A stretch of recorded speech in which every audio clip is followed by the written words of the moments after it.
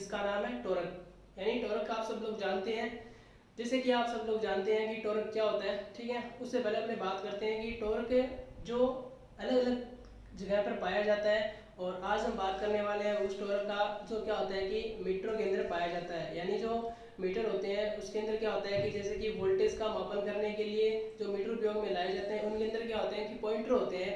उस पॉइंटर को क्या होता है कि चलाने के लिए यानी शून्य स्थान से हाईएस्ट पर लेके जाने के लिए और उसको वापस लेने के लिए जो टॉर्क की आवश्यकता पड़ती है उसी टॉर्क के बारे में आज हमने चर्चा करेंगे।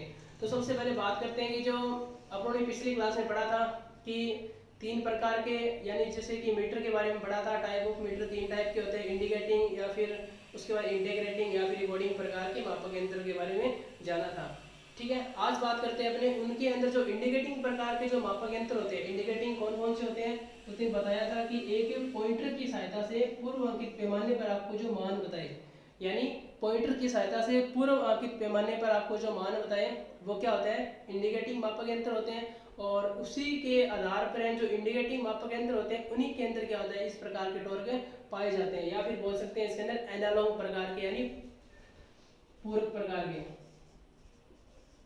जैसे कि घड़ी की सुई होती है, ठीक है, और टाइम बताती है, ठीक है। जैसे कि घड़ी की सुई चलती है तो इनमें क्या लगता है, टॉर्क की आवश्यकता बढ़ती है। उसी प्रकार से क्या होता है कि जिसके अंदर पॉइंटर या फिर सुई लगी रहती है उन्हीं के अंदर इस प्रकार का टॉर्क है उपयोग में लाया जाता है। तो सबसे पहले अपने टॉर्क की बात करते हैं, डिफ्लेक्टिंग टॉर्क की। ये तीन प्रकार के टॉर्क होते हैं। सबसे पहले अगर बात की जाए कि सबसे पहले टॉर्क की, उसको बोला जाता है डिफ्लेक्टिंग टॉर्क।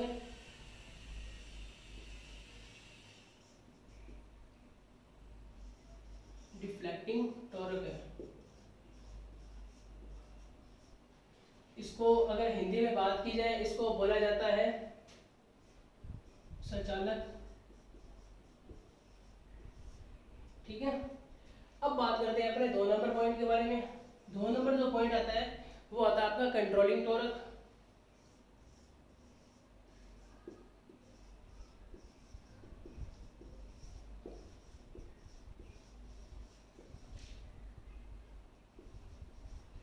कंट्रोलिंग टॉर्क, ठीक है। तो सबसे पहले मैंने बात करते हैं डिफ्रैक्टिंग टॉर्क के बारे में, यानी इसका एक अन्य नाम भी है विक्षेपण, विक्षेपण बल भी इसे बोला जाता है, विक्षेपण बल।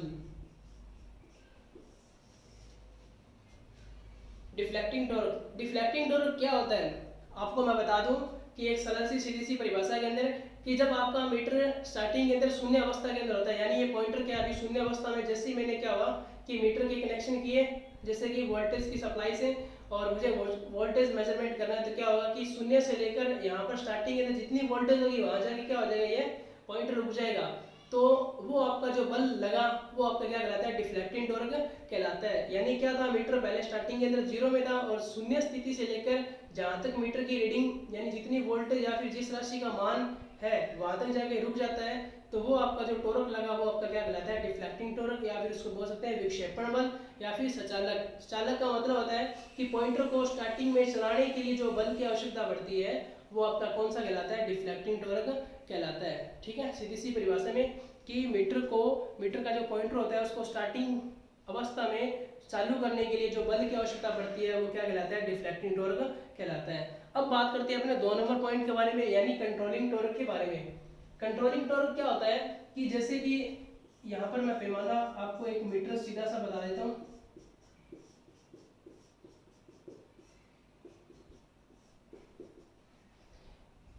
पहले पॉइंटर का था यहाँ पर पड़ा हुआ था, ठीक है। यहाँ से पॉइंटर को यहाँ पर जाने के लिए या फिर यहाँ पर किसी भी मान पर जाने के लिए क्या होता है कि जिस बल की आवश्यकता पड़ती है वो कहलाता है डिफ्लेक्टिंग टॉर्क कहलाता है। अब क्या हुआ कि ये जो पॉइंटर है इस मान पर पहुंच गया यहाँ पर, ठीक है, इस मान पर पहुंचा। इस मान पर जाने के लिए क्या हुआ कि यहाँ से इतना ज्यादा टॉर्क लगा ताकि यहाँ से चल के यहाँ पर आ गया, ठीक है। कंट्रोलिंग टॉर्क का मतलब होता है कि ये क्या करता है कि इसको डिफ्लेक्टिंग टॉर्क होता है यानी विक्षेपण बल होता है, इसके विरुद्ध कार्य करता है, ठीक है, यानी इसके विपरीत क्या करता है, कार्य करता है। जिस प्रकार से अगर देखा जाए कि ये यहाँ तक जाएगा और अगर ये कंट्रोलिंग टॉर्क नहीं होता, ठीक है, तो ये पैमाना यहाँ तक यहाँ से जाता और ये जो पॉइंट है वो क्या आता है, टूट जाता है, इतनी तेजी से जाता, ठीक है, यानी इतनी स्पीड से जाता। तो कंट्रोलिंग टॉर्क का मतलब होता है कि ये क्या करता है कि डिफ्लेक्टिंग टॉर्क के विपरीत कार्य करता है, और इसके अंदर जो पॉइंटर जो स्पीड में जा रहा है उसकी गति को क्या करता है, कंट्रोल करता है। ठीक है, और दूसरा कार्य क्या है कि जैसे कि मैंने सप्लाई हटा ली है, उसके बाद में क्या होगा कि इस पॉइंटर से वापस की शून्य स्थिति में लाने के लिए, यानी हाईएस्ट से जीरो स्थिति में लाने के लिए जो बल लगता है वो अपना कौन सा होता है, कंट्रोलिंग टॉर्क, जिसे हिंदी में बोला जाता है नियंत्रण बल। नियंत्रण बल, ठीक है, समझ में आया।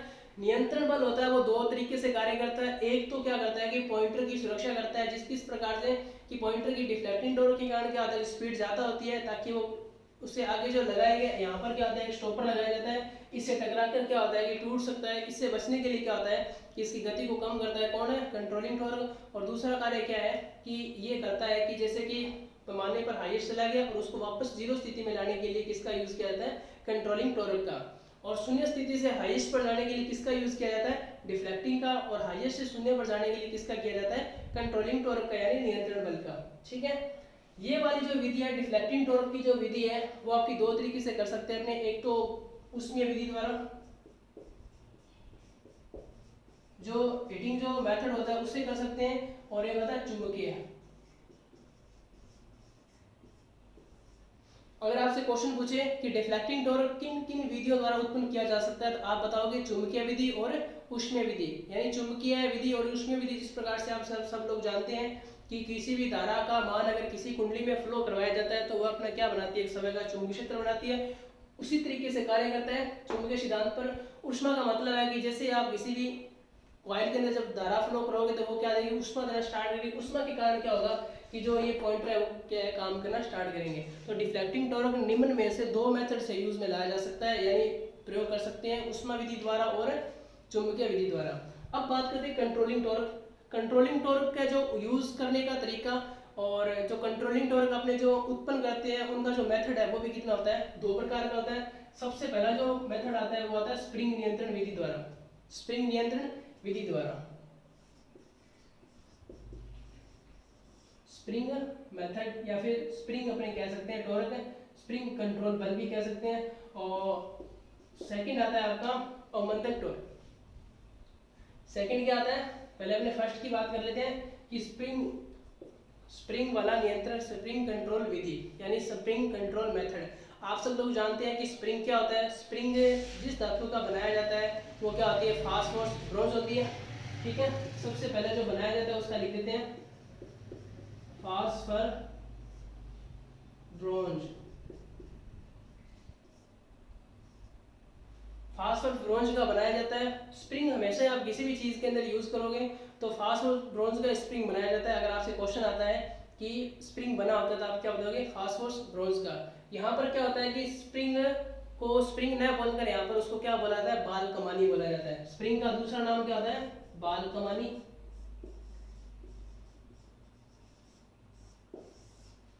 बाल कमानी, ठीक है। यानी अगर अपनी स्प्रिंग मापक यंत्र के अंदर यूज ले रहे हैं स्प्रिंग का, तो वहां पर अपने स्प्रिंग न बोलकर वहां पर किसका मान दिया जाता है, बाल कमानियों का। यानी बाल कमानी की अगर बात हो रही है तो वहां पर किस चीज की बात हो रही है, स्प्रिंग के बारे में। तो आप कंफ्यूज मत होना। अगर क्वेश्चन आता है मापक यंत्र से कि बाल कमानी किसकी बनाई जाती है, तो आप क्या बताओगे कि फास्फोरस ब्रोंज होता है उसकी बाल कमानी बनाई जाती है। ठीक है, अब ये फास्फोरस ब्रोंज क्यों ली जाती है धातु, अन्य धातु से भी अपने बना सकते हैं। तो सबसे पहला जो कारण है वो यह होता है कि इसका जो विशिष्ट प्रतिरोध होता है, यानी स्पेसिफिक रेजिस्टेंस की अगर बात करें तो वो क्या होता है, बहुत ही क्या होता है, इसका निम्न होता है। और उसके अंदर क्या होता है कि स्प्रिंग के अंदर तन्यता का गुण होता है फास्फोरस ब्रोंज धातु में। और इसका जो चुंबक होता है वो क्या होता है, अचुंबकीय होता है, यानी ये कभी भी चुंबक नहीं बन सकती। ठीक है, अगर ये चुंबक बनती तो क्या होता है कि खुद का चुंबकीय क्षेत्र बना के और यहाँ पर जो अपने धारा माप रहे हैं या फिर वोल्टेज नाप रहे हैं वहां पर ये संभव नहीं हो पाता। ठीक है, इसलिए क्या होता है कि फास्फोरस ब्रोंज ली जाती है। फास्फोरस ब्रोंज के कम से कम तीन मुख्य कारण है, तन्यता का गुण, ठीक है, विशिष्ट प्रतिरोध का मान कम होता है, और उसके अगर बात में देखा जाए कि इसके बारे में कि अचुंबकीय प्रभाव, ठीक है, यानी अचुंबक का इसके अंदर क्या होता है, प्रभाव होता है। इसी कारण क्या होता है कि फास्फोरस ब्रोंज ली जाती है। क्वेश्चन क्या आएगा कि नियंत्रण टॉर्क विधि अपनाई जाती है बाल कमानियों द्वारा। अब बात करते हैं अपने 3 नंबर पॉइंट के बारे में। 2 नंबर जो पॉइंट आता है वो ये आता है कि गुरुत्वीय कंट्रोलिंग मेथड। गुरुत्वीय का मतलब होता है कि बल आघूर्ण, जिसे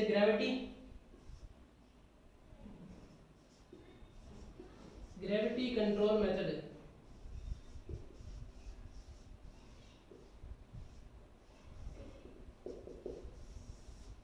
ग्रेविटी कंट्रोल मेथड क्या होता है कि इसके अंदर जैसे कि बाहर लटका दिया जाता है। जैसे कि यहाँ पर तो क्या हुआ कि स्प्रिंग मेथड के अंदर क्या करते हैं कि मैं बता दूं एक बार कि यहाँ पर ज्वेल बेरिंग लगाया जाता है और यहाँ पर स्प्रिंग लगा दी जाती है इस प्रकार से। और यहाँ पर स्प्रिंग क्या होती है कि दो टाइप की होती है स्प्रिंग। एक तो क्या होगा कि जैसे जैसे पॉइंटर घूमेगा तो वो क्या आ जाएगी कि कसती जाएगी, और जैसे जैसे पॉइंटर घूमेगा। और एक क्या होती है स्प्रिंग उल्टी लगाई जाती है, वो क्या होती है कि खुलसी जाती है। यानी जैसे जैसे पॉइंटर इस टाइप से घूमेगा तो एक तो क्या होता है उसके साथ साथ क्या हो जाएगी पूरी कंप्लीट हो जाएगी, और एक जो नीचे वाली स्प्रिंग है वो क्या होती है खुल जाएगी। ठीक है, तो यहाँ पर अगर जिस प्रकार से देखो बंद हो रही है तो वो क्या हो रही है कि इसकी गति को कम कर रही है, और जैसे जैसे वो खुली थी स्प्रिंग यानी स्प्रिंग खुल जाती है तो इसके बाद यहाँ पर जीरो हो जाता है डिफ्लेक्टिंग टॉर्क का मान। तो यहाँ पर बल का मान जीरो हो गया तो वो खुली स्प्रिंग क्या करती है कि वापस को पॉइंटर को अपनी स्थिति में ले जाती है। यानी जो स्प्रिंग होती है वो अपने सरल रूप में आना चाहती है तो वो क्या होती है कि सीधा सीधा पॉइंटर यहाँ पर आपका आ जाता है। ठीक है, इस प्रकार से स्प्रिंग लगाए जाते हैं और यहाँ पर लगा रहता है पॉइंटर। अब बात करते हैं कि ग्रेविटी का अगर देखा जाए कि ग्रेविटी किस प्रकार से होती है, तो यहाँ पर क्या होता है कि इस प्रकार से यहाँ पर ज्वेल बेरिंग लगा दी जाते हैं। और अब बात करते हैं कि यहाँ पर इस तरीके से बार लटका दिया जाता है यहाँ पर, और पॉइंटर यहाँ लगा रहता है। इसके अंदर क्या होता है कि दो तरीके के बार लगाए जाते हैं। पहला बार क्या होता है संतुलित बार बोला जाता है, संतुलित बार। और एक जो बार ये वाला होता है ये क्या करता है कि कंट्रोलिंग, यानी ये क्या होता है नियंत्रण बार। ठीक है, अब ये क्या करता है कि आप सभी को पता है कि जो पृथ्वी है अपने गुरुत्वाकर्षण बल के कारण जो बाहर को क्या होती है कि अपनी स्थिति के अंदर खींचती है नहीं। ठीक है, तो क्या होगा जैसे जैसे पॉइंटर का मान क्या होगा यूं जाएगा इस साइड जाएगा तो ये बाहर का मान क्या आ जाएगा यहाँ पर आ जाएगा। ठीक है, बाहर क्या आ जाएगा यूं टेढ़ा हो जाएगा, और जैसे जैसे क्या होगा कि इसका मान डिफ्लेक्टिंग टॉर्क का मान क्या होगा जीरो होगा, तो बाहर क्या हो जाएगा अपनी स्थिति के अंदर वापस आएगा, तो ये वाला जो पॉइंटर है वो यहाँ पर आ जाएगा। ठीक है, ये वाला जो बाहर है वो यहाँ पर आ जाएगा। तो ये क्या होती है कि ग्रेविटी यानी गुरुत्वाकर्षण बल के सिद्धांत पर क्या करती है कार्य करती है। बाहर के कारण क्या होता है बाहर हमेशा क्या रहता है इस स्थिति में रहता है, अगर बाहर इस साइड होगा तो वो क्या नीचे आने की कोशिश करेगा। ठीक है, यहाँ पर इस तरीके से एडजस्ट किया जाता है कि ताकि अगर बाहर यहाँ पर आ जाता है तो ये क्या होता है कि शून्य की स्थिति में आ जाएगा। अब अगर बात की जाए इस तरीके से, ठीक है, अगर ये बाहर यहाँ पर आ गया तो बाहर जैसे क्या होगा यहाँ पर आएगा तो जिस पॉइंटर का मान क्या हो जाएगा जीरो हो जाएगा। ठीक है, तो ये था आपका गुरुत्वाकर्षण यानी ग्रेविटी कंट्रोल मेथड। इसके अंदर क्या होता है कि ये स्प्रिंग मेथड से क्या बढ़ता है सस्ता बढ़ता है। और इसके अंदर एक मुख्य बात जो याद रखने वाली वो ये है कि इसको हमेशा ऊर्ध्वाधर स्थिति में लगाया जाता है। अगर आप इस तरीके से इसको लेटा दोगे मीटर को तो क्या होगा ये काम नहीं करेगा, आपको किस रखना है ऊर्ध्वाधर स्थिति के अंदर। ठीक है, कौन सा ग्रेविटी मेथड। तो ये हो गया कंट्रोल मेथड के आपके दो टाइप थे, जिसमें से आपका पहला स्प्रिंग वाला था और क्या था दूसरा ग्रेविटी वाला। तो सबसे पहले अपने कंट्रोलिंग टॉर्क के बारे में कुछ दो बातें और बात जान लेते हैं कि ये क्या करता है कि इसके डिफ्लेक्टिंग टॉर्क के क्या करता है विपरीत कार्य करता है। कौन सा कंट्रोलिंग टॉर्क। अगर बात करूं कि डिफ्लेक्टिंग टॉर्क का मान जीरो है यानी इसका मान अगर जीरो है तो आपका कंट्रोलिंग टॉर्क का मान भी क्या होगा जीरो होगा। यानी इसका अगर मान आपका 10 है तो उसका भी मान क्या होगा 10 होगा। यानी जीरो की स्थिति के अंदर क्या होता है कि दोनों के मान क्या होते हैं इक्वल यानी बराबर होते हैं। तो क्वेश्चन आएगा कि अगर मीटर के अंदर डिफ्लेक्टिंग टॉर्क का मान शून्य है तो कंट्रोलिंग टॉर्क का मान क्या होगा, तो आप क्या बताओगे शून्य है। यानी इन दोनों के मान होते हैं वो बराबर होते हैं शून्य की स्थिति के अंदर। ठीक है, अब बात करते हैं कि ये दोनों इसके विपरीत कार्य करता है। कंट्रोलिंग टॉर्क डिफ्लेक्टिंग टॉर्क ये क्या करता है विपरीत कार्य करता है। और इसके बाद में दो पॉइंट आते हैं इसके स्प्रिंग वाला और ग्रेविटी वाला। स्प्रिंग के अंदर क्या होता है कि फास्फोरस ब्रोंज की स्प्रिंग लगाई जाती है और स्प्रिंग यहाँ पर इस प्रकार से लगाई जाती है। स्प्रिंग को यहाँ पर मापक यंत्रों के अंदर क्या बोला जाता है बाल कमानी लगाई जाती है। और ग्रेविटी के हिसाब से क्या होता है कि यहाँ पर दो तरीके से बार लगाए जाते हैं, जैसे इसको संतुलित बार होता है, ये क्या होता है कंट्रोलिंग मेथड होता है। ठीक है। इसकी सहायता से क्या होता है कि यहाँ पर जैसे कि बाहरी स्थिति में आएगा तो बाहर इस चला जाएगा, तो वापस स्थिति के अंदर जैसे में इसका मान डिफ्लेक्टिंग टॉर्क का मान क्या होगा, 0 होगा। तो यहाँ पर क्या हो जाएगा कि इसका बाहर यहाँ पर इस स्थिति में आ जाएगा। इसका एक खास बात आपको याद में रखना है कि डिफ्लेक्टिंग टॉर्क के अंदर जो ग्रेविटी वाला है, सॉरी कंट्रोलिंग टॉर्क में जो ग्रेविटी वाला है, वहाँ पर क्या होगा कि आपको हमेशा ऊर्ध्वाधर स्थिति के अंदर यूज में लाया जाता है। क्वेश्चन क्या आएगा कि एक ऐसा कंट्रोलिंग मेथड जो ओनली फॉर ऊर्ध्वाधर स्थिति के अंदर उपयोग में कर सकते हैं, तो वो आपका कौन सा होगा, ग्रेविटी वाला होगा। ठीक है। अब बात करते हैं 3 नंबर पॉइंट की, जिसके अंदर आपका आता है अवमंदक यानी डैम्पिंग मेथड।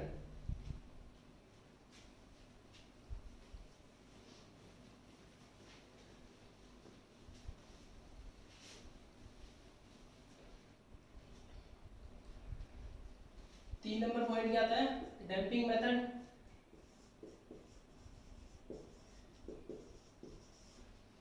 डैम्पिंग टॉर्क यानी इसको बोला जाता है अवमंदक प्रणाली या फिर बल, अवमंदक बल।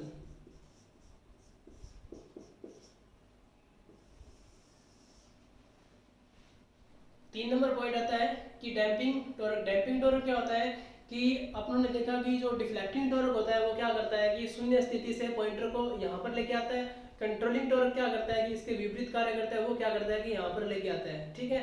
तो एक स्थिति जब होगी जब क्या होगा कि जैसे कि डिफ्लेक्टिंग टॉर्क का मान चल रहा है और इधर से क्या लग रहा है, कंट्रोलिंग टॉर्क का मान लग रहा है, यानी अगर पॉइंटर यहाँ पर आके रुक जाता है तो यहाँ से इधर वाला टॉर्क लगेगा और कंट्रोलिंग मेथड क्या करेगा, वापस शून्य में लेके जाएगा। तो पॉइंटर क्या होगा कि एक जगह यूं कंपन करता रहेगा, यानी वाइब्रेट करता रहेगा। और अपने क्या होता है कि मान अपने को एकदम स्टिक मान अगर चाहिए, वो अपने को मान प्राप्त नहीं होगा।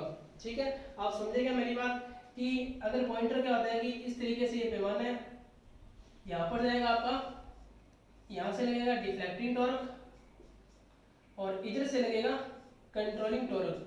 ठीक है। तो पैमाना यहाँ पर, पॉइंटर यहाँ पर है, तो पॉइंटर यहाँ पर क्या करेगा, यूं वाइब्रेट करता रहेगा इस तरीके से, और अपने को जो मान चाहिए वो अपने को मान नहीं मिलेगा, यानी एक सही मान चाहिए वोल्टेज या फिर धारा या किसी भी राशि का, तो अपने को मान नहीं मिलेगा। तो इसी कमी को दूर करने के लिए क्या होता है कि डैम्पिंग या फिर अवमंदक प्रणाली का यूज किया गया, और ये क्या करता है कि इनके दोनों के विरुद्ध कार्य करता है, और जो पॉइंटर होता है उसको एक स्थिर अवस्था में खड़ा करता है, और यहाँ से अपने को जो मान अपने को प्राप्त करने वो अपने को मिल जाते हैं, यानी एक स्थिर अवस्था में पॉइंटर रहकर, और जिससे अपने को मान सही तरीके से पता चल जाता है कि इस राशि का मान क्या है, तो वो आपका क्या कहलाता है, डिफ्लेक्टिंग टॉर्क कहलाता है। डिफ्लेक्टिंग टॉर्क भी क्या होता है कि आपका 3 टाइप से यूज में लाया जाता है। सबसे पहला जो टाइप आता है वो आता है एडी करंट मेथड। सबसे पहला जो मेथड आता है वो आता है एडी करंट मेथड।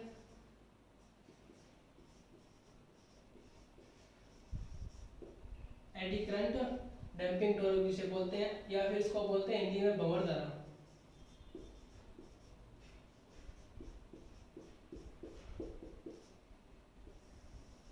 भंवर धारा मेथड के बारे में अगर बात करें कि डायग्राम आपका इस तरीके से है, डायग्राम की सहायता से अपने समझेंगे कि ये आपका पैमाना है, ठीक है, और ये संकेतक है जो अपने को किसी भी राशि का मान बताएगा। यहाँ पर आपके 2 ज्वेल बेरिंग लगाए गए हैं। ज्वेल बेरिंग क्या होते हैं कि बहुत ही छोटे से बेरिंग होते हैं, जो क्या होते हैं कि मापक यंत्र के अंदर उपयोग में लाए जाते हैं। और यहाँ पर एक चक्ति लगाई गई है लोहे की, यानी ये मेटल की एक चक्ति है, और ये घूमती रहेगी इस तरीके से, ठीक है। और इस शक्ति के ऊपर क्या होता है कि एक परमानेंट मैग्नेट लगाया जाता है, यानी शक्ति इस तरीके से घूम रही है और इसके ऊपर यूं परमानेंट एक मैग्नेट लगा दिया जाता है, ठीक है। और ये परमानेंट मैग्नेट होता है जो स्थायी चुंबक जिसे कहते हैं। तो ये क्या करता है कि जिस तरीके से ये घूम रहा है, यानी घूमेगा, पॉइंटर घूमेगा, तो ये ज्वेल बेरिंग लगाए गए, ये जो स्पिंडल होता है इसको क्या बोला जाता है, स्पिंडल। स्पिंडल भी क्या करेगा, घूमेगा। स्पिंडल घूमने से क्या होगा कि ये चक्ति यहाँ से घूमेगी और इसके अंदर क्या होगा कि ये मैग्नेट है, तो मैग्नेट वाले जो अपने चुंबकीय क्षेत्र जो सिद्धांत पढ़ा था, तो ये क्या करता है कि लेंज के नियम के अनुसार क्या करता है कि यहाँ पर कुछ वोल्टेज पैदा होती है। और यहाँ पर अगर देखा जाए कि ये शक्ति क्या करती है कि एडी करंट, यानी जो लेंज के नियम के कारण क्या होता है कि एडी करंट, भंवर धारा यहाँ पर पैदा होती है। और भंवर धारा क्या करती है कि जो यहाँ पर वाइब्रेशन होता है इस पर क्या करती है, रिएक्ट करती है, यानी जो भंवर धारा से क्या करती है कि ये ऐसे जो कंपन होगा यहाँ पर पैमाने पर, वो क्या करती है, उसको खत्म करती है।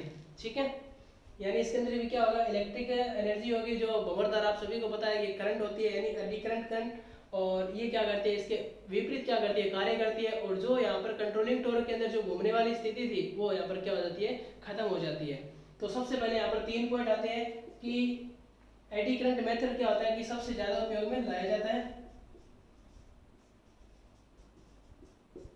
उसके बाद में क्या होता है कि इसके अंदर परमानेंट मैग्नेट यूज की जाती है, यानी स्थायी चुंबक।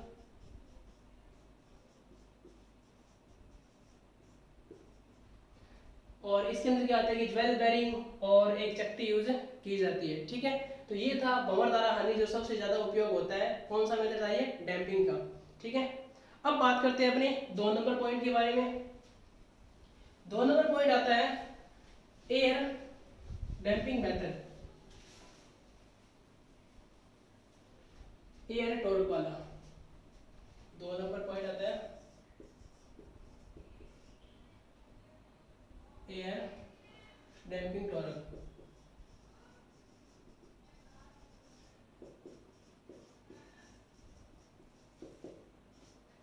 एयर आपको पता है कि वायु घर्षण अवमंदक प्रणाली इसको हिंदी में बोला जाता है, वायु घर्षण अवमंदक प्रणाली।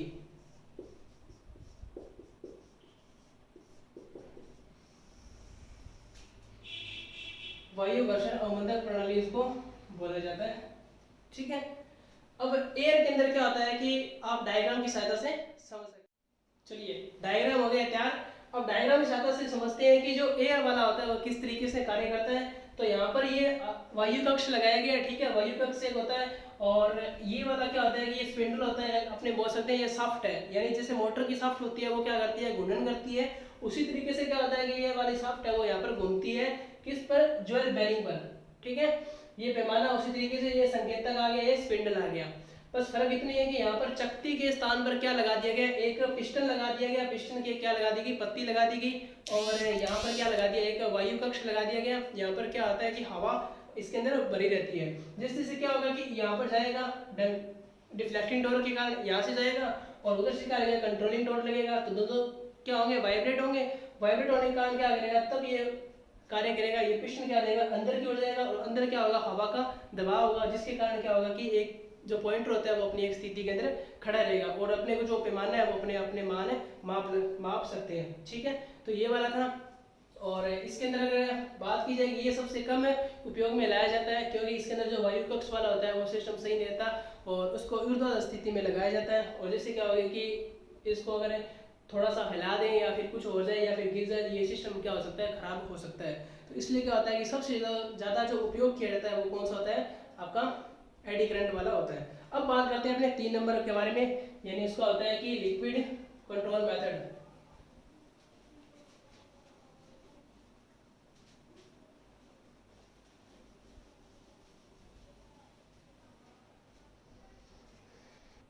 अब बात करते हैं 3 नंबर पॉइंट के बारे में, ये होता है फ्लूइड फ्रिक्शन।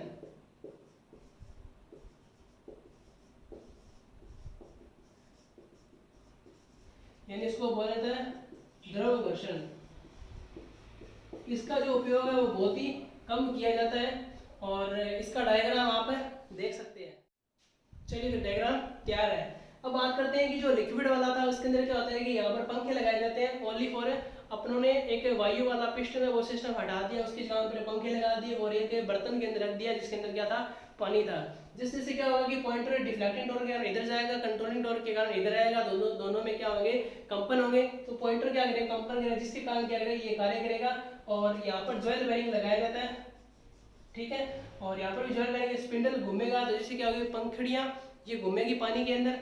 ठीक है, जिसके कारण क्या होगा कि वो अंदर घर्षण का एक कार्य करेगा, और जिसके कारण क्या होगा कि ये जो अवमंदक प्रणाली है वो इस तरीके से कार्य करती है। तो ये क्या करता है कि इसको हमेशा एक किस स्थिति में लगाया जाता है, ऊर्ध्वाधर स्थिति में लगाया जाता है। और इसका जो उपयोग होता है वो घर्षण पर डिपेंड करता है, यानी कि जितना घर्षण का मान ज्यादा होगा उतना ये कार्य करेगा, यानी घर्षण का मान जितना कम होगा उतना ही जो ये सचेतक है ये क्या करेगा, कंपन ज्यादा करेगा। ठीक है, और उससे पहले अगर अपन ने पढ़ा था कि जो कंट्रोलिंग वाला, ठीक है, उसके अंदर क्या था कि वो धारा वाला जो टॉर्क होता है वो टॉर्क यानी जो टॉर्क होता है वो समानुपाती होता है किसके, साइन थीटा के।